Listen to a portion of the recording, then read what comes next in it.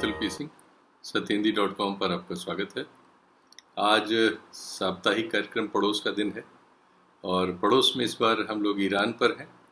Iran और भारत के संबंधों में इधर एकाएक कुछ ऐसी घटनाएं हुई हैं जिनसे ऐसा लगता है कि उन रिश्तों में वो आँच नहीं रही जो 5000 साल पुराने रिश्तों में रही है, और उसमें पहली बार कुछ खटास पैदा हो रही है।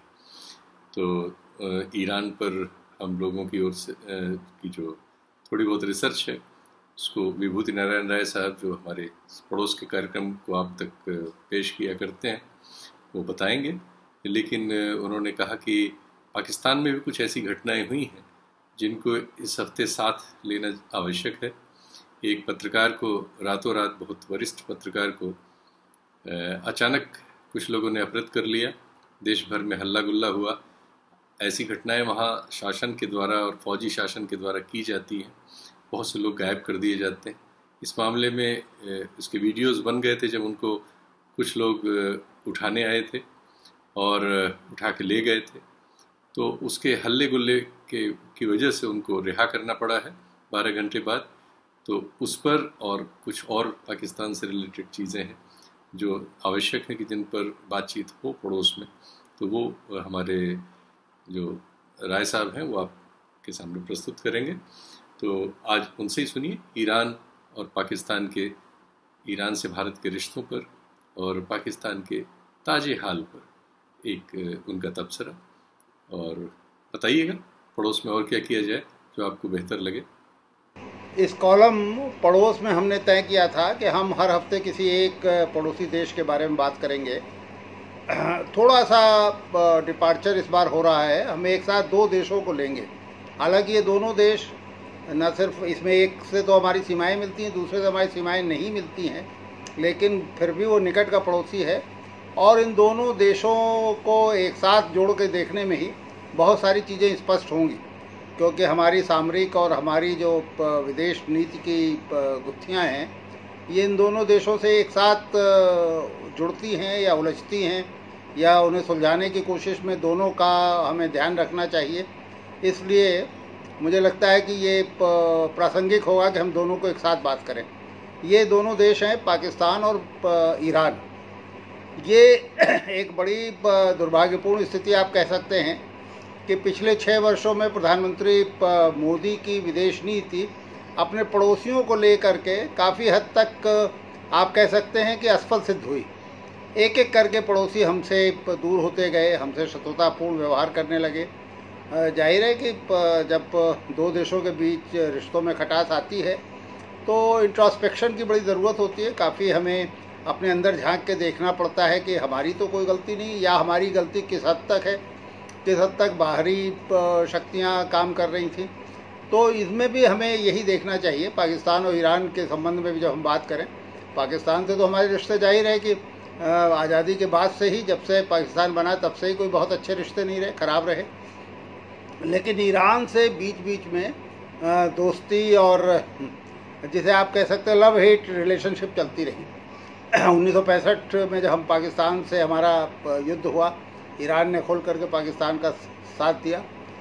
लेकिन पिछले कुछ दिनों से ऐसी संभावनाएं बन रही थी जिनसे लग रहा था कि ईरान हमारे साथ, हमारे करीब आ रहा है और हमारे साथ दोस्ती का हाथ बढ़ाने में उसका जेन्युइन इंटरेस्ट है।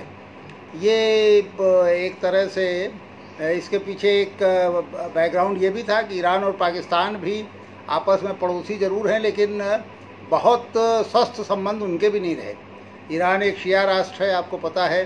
पाकिस्तान के बहुत सारे सुन्नी आतंकी संगठन ईरान में कार्रवाइयाँ करते हैं। ईरान में जिसे आप कह सकते हैं कि सबवर्सिव तोड़ फोड़ की कार्रवाइयाँ करते हैं।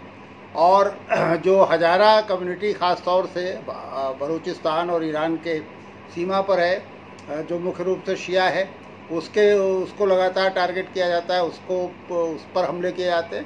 तो ईरान भी पाकिस्तान से कोई बहुत खुश रहा हो पूरे ये 70-75 साल के इतिहास में, ऐसा लगता नहीं है। भारत से तो उसके संबंध पिछले कुछ दिनों अचानक बहुत अच्छे हो गए थे। 2016 में हमने चाबहार का पोर्ट बनाने के लिए एक उसके साथ समझौता किया और हमें लगा कि हम इस पूरे जो भू राजनीतिक परिस्थितियां हैं इस पूरे खित्ते में, उनमें हम एक बहुत महत्वपूर्ण भूमिका निभाने जा रहे हैं। चाबहार योजना सिर्फ बंदरगाह की योजना नहीं थी। चाबहार में एक 600 किलोमीटर से ज़्यादा रेलवे लाइन भी बननी थी, जो चाबहार पोर्ट से ईरान के अंदरूनी हिस्सों से होती हुई अफ़गानिस्तान तक जाती।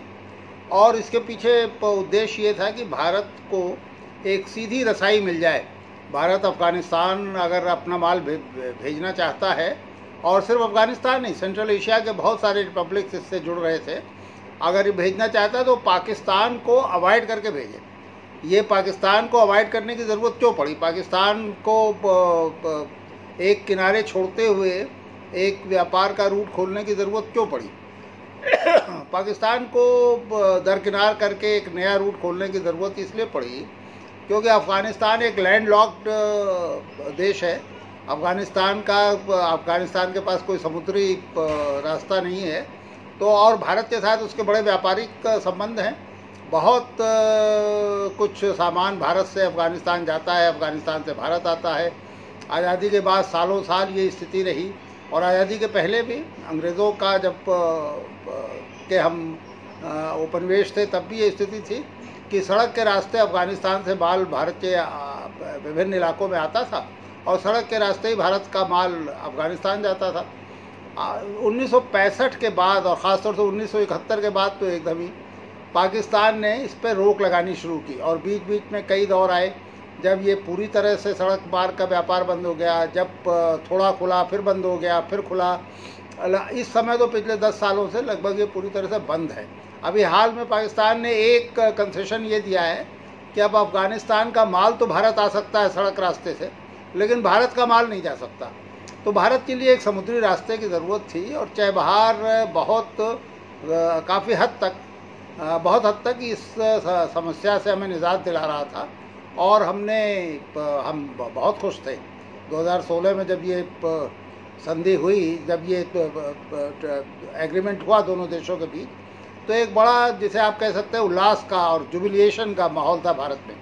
लेकिन ये 2 ही 3 सालों में ऐसी स्थिति आ गई कि ये सारा का सारा उल्लास ठंडा पड़ने लगा। और इसकी वजह ये रही कि एक ऐसे चरित्र का इस पूरे परिदृश्य में प्रवेश हुआ जिस पर किसी का नियंत्रण नहीं, वो अमेरिका है।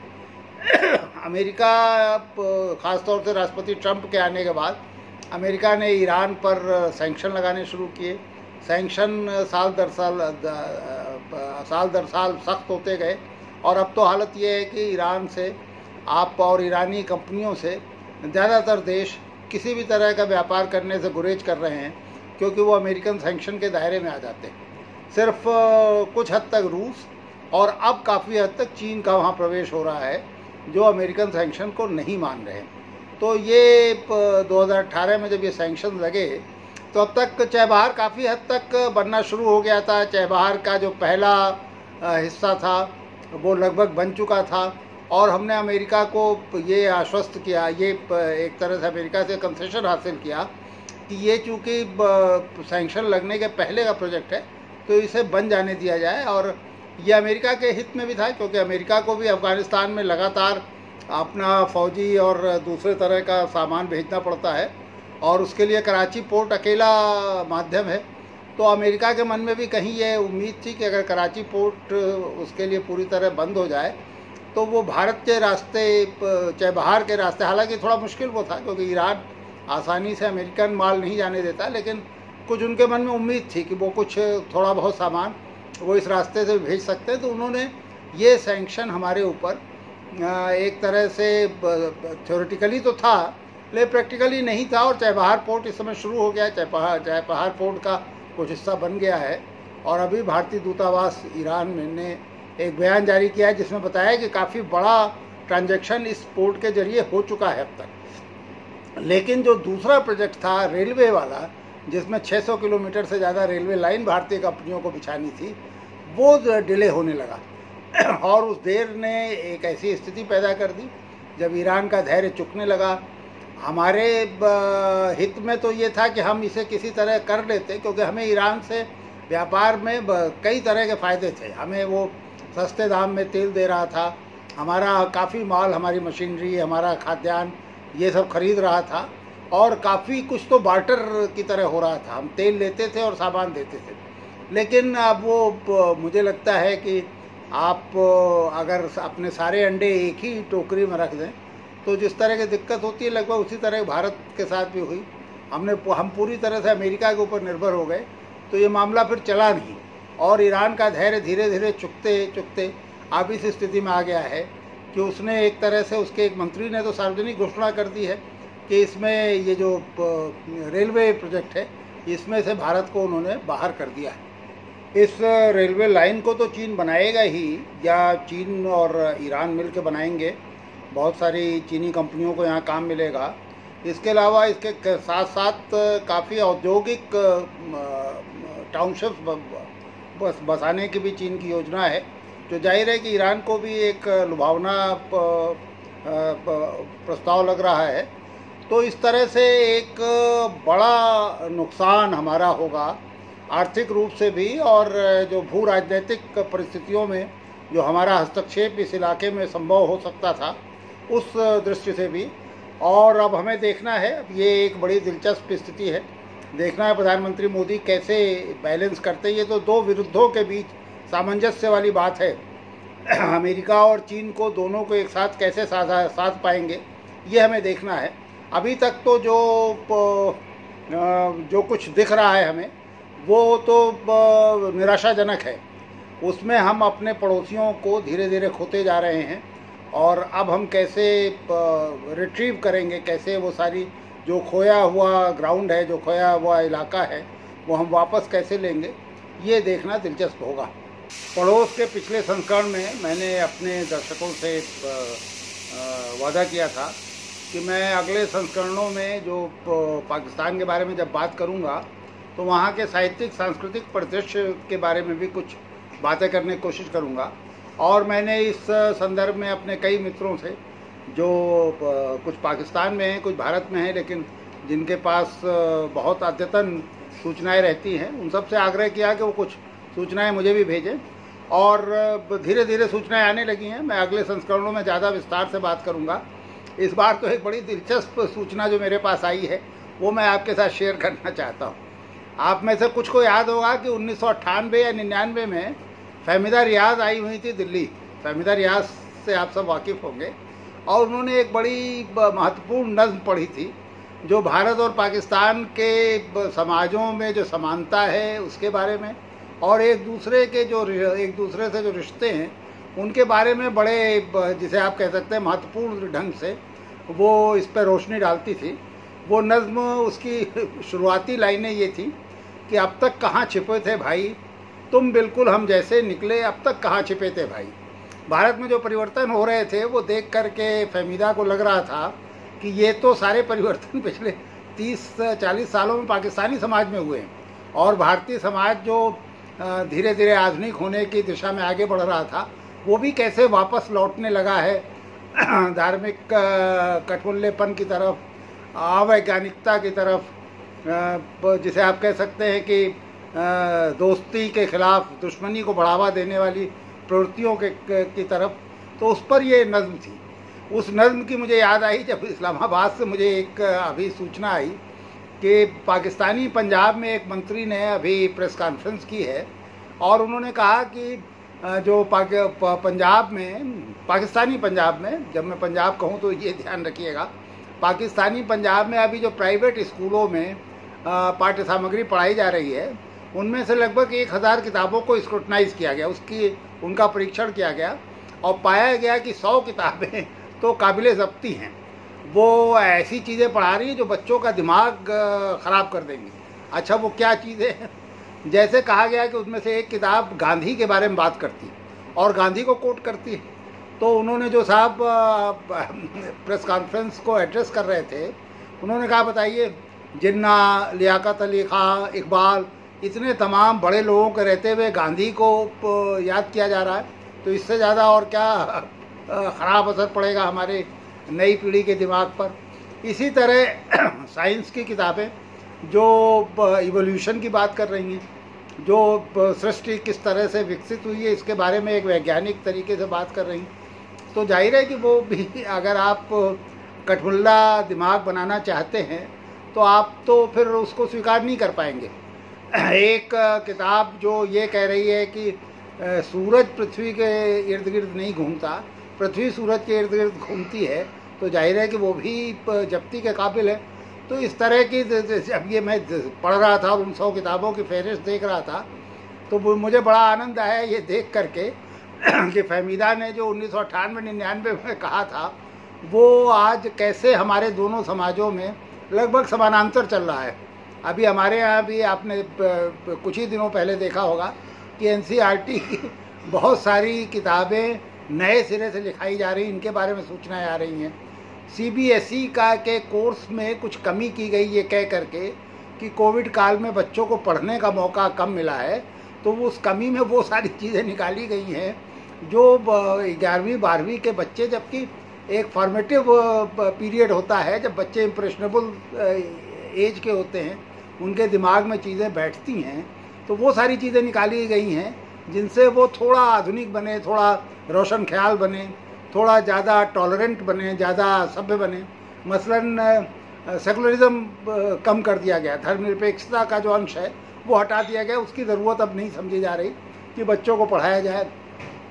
इतिहास में वो सारी चीज़ें कम की गई हैं जो कहीं एक जिसे आप कह सकते हैं कि एक मिश्रित सभ्यता की बात करती हूँ, जो ये कहती हूँ कि हिंदुओं और मुसलमानों ने मिल करके इस देश को बनाने में योगदान दिया है और बहुत सारी चीज़ें, चाहे वो स्थापत्य हो, चाहे पेंटिंग हो, चाहे म्यूज़िक हो या क्यूजीन हो, ये मिलजुल करके हमने बहुत सारी खूबसूरत चीज़ें बनाई हैं।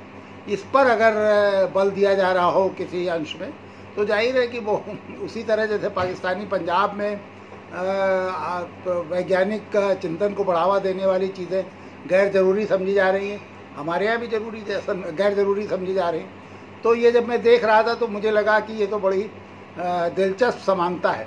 बहरहाल ये इस पर मैं अब अगले अंकों में कुछ विस्तार से आपके साथ चीज़ें शेयर करूँगा।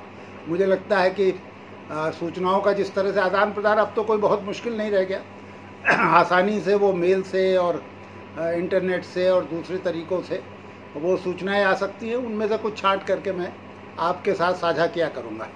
पिछले हफ्ते पाकिस्तान के एक बहुत महत्वपूर्ण और बहुत, जिन्हें आप कह सकते हैं साहसी और निर्भीक पत्रकार मतीउल्लाह जान का जिस तरह से अपहरण हुआ है वो सचमुच बहुत चिंताजनक है। मतीउल्लाह जान अपनी पत्नी को उनके स्कूल छोड़ने गए थे, पत्नी स्कूल में पढ़ाती हैं, छोड़ने गए थे और बाहर अपनी कार में भी बैठे ही थे, तब तक पाकिस्तानी एजेंसियों के लोग आए, उनको ज़बरदस्ती घसीट के ले गए। करीब 12 घंटे तक उनके साथ बहुत बुरा सलूक होता रहा। चूँकि वो सब कुछ वहाँ सीसीटीवी कैमरे में कैद हो गया और मतीउल्लाह जान एक महत्वपूर्ण पत्रकार थे, उसके लिए शोर शराबा शुरू हुआ। वो दूसरे दिन उन्हें सुप्रीम कोर्ट में एक कंटेम्प्ट ऑफ कोर्ट की प्रोसीडिंग अटेंड करनी थी।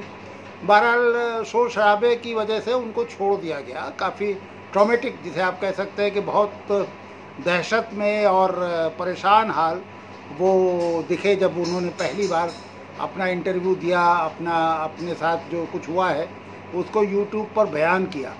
और ये अब इसको भी क्या कहा जाए कि कुछ ही घंटों में उन्हें यूट्यूब से अपना वो जो वीडियो था उसको विड्रा भी करना पड़ा। इसमें सबसे दुर्भाग्यपूर्ण बात है ये है कि इसमें सिर्फ फ़ौज या पुलिस मुलव्विस नहीं है।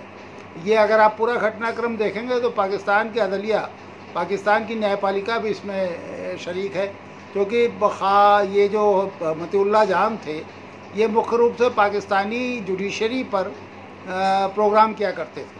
और जाहिर है कि जिस तरह से जुडिशरी ने पाकिस्तान में फ़ौज के साथ मिल करके नवाज़ शरीफ की सरकार गिराने में भूमिका अदा की, या आज जिस तरह की वो उनसे फ़ैसले करा लेते हैं, ख़ास तौर से फ़ौजी इदारे या जो पॉलिटिकल लीडरशिप भी है जिस तरह से अपना उल्लू साधती है, तो उनके बहुत सारे कार्यक्रम इन सारी चीज़ों को हाईलाइट करते थे और वो न्यायपालिका को पसंद नहीं थे।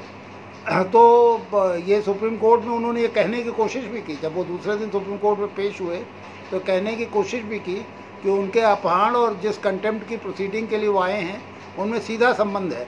लेकिन अदालत ने उनको काट दिया, उनको रोक दिया और कहने नहीं दिया। तो ये एक बड़ी दुर्भाग्यपूर्ण चीज़ है। मुझे लगता है कि हमारे पड़ोस में ऐसी चीज़ें ना घटें तो वही हमारे हित में है, क्योंकि हमारे यहाँ भी वो प्रवृत्तियाँ तो लगातार बनी हुई हैं और अभी और भी मुखर दिख रही हैं, जो प्रेस को कंट्रोल करना चाहती हैं, जो प्रेस पे नियंत्रण लगाना चाहती हैं। तो पड़ोस में कुछ ऐसा घट रहा हो तो हमें भी उसको प्रोटेस्ट करना चाहिए ताकि वो चीज़ें हमारे यहाँ ना घटें। वर्षों पहले पाकिस्तान से आए अपने एक मित्र को मैं उनके एक रिश्तेदार जो भारत के एयरफोर्स में बहुत बड़े अफसर थे, 2 स्टार जनरल जिन्हें आप कह सकते थे, उनसे मिलवाने गुड़गांव ले गया। वो उनसे मिलना चाहते थे, उन्हें रास्ते ढूंढने में दिक्कत होती, तो हम गुड़गांव गए। वहाँ जाकर के मेरे पाकिस्तानी मेहमान को बड़ा हैरत हुआ जब उन्होंने देखा कि 2 स्टार जनरल भारत का वो एक फ्लैट में रह रहा है। उन्होंने कहा अरे हमारे यहाँ तो आप 2 स्टार जनरल छोड़ दीजिए, कोई कर्नल, कोई मेजर, कोई कैप्टन भी 10-20 कनाल के मकान से कम में नहीं रहता। तो हम लोग खूब हंसे और जो जिनके यहाँ गए थे, जो एयरफोर्स के अफसर थे, उन्होंने कहा कि इसीलिए तो आप लोग कोई जंग नहीं जीतते, आपके जनरल साहबान के पास बहुत संपत्ति है और इसलिए वो अपना प्रोफेशनल काम भूल जाते हैं। वो कभी सरकार चलाने लगते हैं, कभी स्टील मिल चलाने लगते हैं, कभी एयरलाइंस चलाने लगते हैं और कोई जंग का जीत के उन्होंने आज तक आपको नहीं दी। ये प्रसंग मुझे अभी याद आया जब मैंने देखा कि पाकिस्तान में पिछले हफ्ते वहाँ के जो एक special assistant to prime minister वाला पद है, जो लगभग मंत्री जैसा ही है, जो लोग चुनाव नहीं जीतते उन्हें ऐसे पीएम बना करके किसी विभाग का जिम्मा सौंप दिया जाता है, तो उनकी संपत्तियों के विवरण जाहिर हुए। मैं समझता हूँ कि अगर आप पढ़ेंगे तो आप खुद ही चकरा जाएंगे कि हम अपने पॉलिटिशियंस को या अपने ब्यूरोक्रेट्स को भ्रष्टाचार के लिए कोसते रहते हैं, लेकिन वो देख करके उनके जो विस्तार से जो उनकी संपत्तियों के विवरण आए हैं, जो उन्होंने डिक्लेयर किए हैं, जाहिर है कि बहुत सारी चीज़ें अनडिक्लेयर्ड होंगी, और जो मूल्य उन्होंने बताया है और उस पर तो वहाँ के जैसे एक लेफ्टिनेंट जनरल साहब जो इस समय सूचना का काम देख रहे हैं, उनके पास कई 100 करोड़ की संपत्ति का उन्होंने अपना विस्तार से विवरण दिया है। और ये सारी संपत्तियां वो नौकरी में रहते हुए उन्होंने अर्जित की हैं, कोई पैतृक संपत्तियां नहीं हैं, लेकिन उन्होंने जो संपत्ति का जो मूल्यांकन किया है उसमें बहुत से पत्रकारों ने बहुत से कार्यक्रमों में उनको एक खुला ऑफर दिया गया कि आप इससे 10 गुना ज़्यादा, 20 गुना ज़्यादा और कुछ संपत्तियों का तो 100 गुना ज़्यादा की कीमत ले करके आप वो दे दीजिए। तो जाहिर है कि वो सब अंडर वैल्यूड, उनकी सही कीमत नहीं लगाई गई थी, लेकिन इसके बाद भी इतनी संपत्ति एक लेफ्टिनेंट जनरल जो 25-30 साल जिसने फ़ौज में सेवा की है, अगर उसने कमाई है तो आप अंदाज लगा सकते हैं कि मतलब इससे एक अनुमान कम से कम लगाया जा सकता है कि वहाँ की फ़ौज कोई जंग क्यों नहीं जीत पाती। बहरहाल ये तो एक मैं जिसे आप कह सकते हैं कि तो जिसे मजाक के तौर पे कह रहा हूँ, लेकिन सच्चाई यही है कि लोकतंत्र के अभाव ने बहुत सारी अकाउंटेबिलिटी या ट्रांसपेरेंसी की जो संभावनाएं थी उनको समाप्त कर दिया और पाकिस्तानी समाज आज जिस स्थिति में पहुंच गया, कई बार उसे देख करके आपको अफसोस होगा, ख़ास तौर से। हालांकि इसमें इमरान खान की ये तो आप प्रशंसा करनी पड़ेगी। प्रधानमंत्री इमरान खान के ज़माने में ये संभव हो पाया कि लोगों ने न सिर्फ अपनी संपत्तियां डिक्लेयर की बल्कि उनको सार्वजनिक किया गया, तभी ये सारी टिप्पणियां आई और तभी ये सारी आलोचनाएं हुई। लेकिन चलिए, अब ये पाकिस्तानी समाज का यथार्थ है। शायद हमारे भारतीय दर्शकों को इसमें दिलचस्पी हो, इसलिए मैंने सोचा कि आपके सामने इसे भी रखूं। बहुत बहुत शुक्रिया। सत्य हिंदी के और वीडियोस को देखने के लिए हमारे YouTube चैनल को सब्सक्राइब करें और सीधे नोटिफिकेशन पाने के लिए बेल आइकन दबाएं।